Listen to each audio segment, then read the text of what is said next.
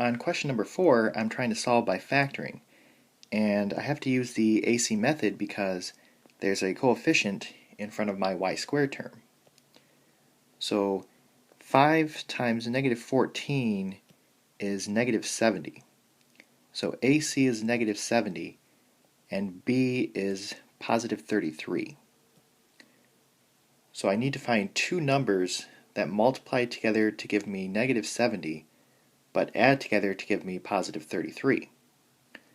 So these are all the pairs of numbers that multiply together to give me negative 70. But only one of these pairs adds up to be positive 33. And that would be negative 2 and positive 35. So these numbers tell me how to break up this middle term. So I'm going to break up 33 into a negative 2 and a positive 35.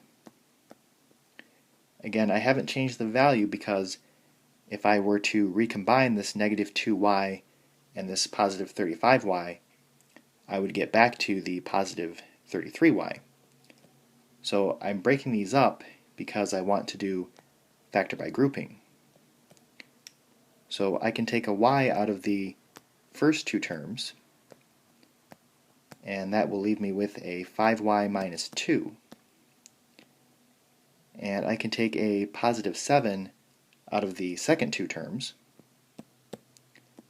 and that will also leave me with a 5y minus 2. So whatever's in parentheses, this becomes one of my factors, and whatever's outside of parentheses becomes my other factor. So now I want to set both factors equal to 0. So 5y minus 2 is equal to 0, y plus 7 is equal to 0, and then I want to solve.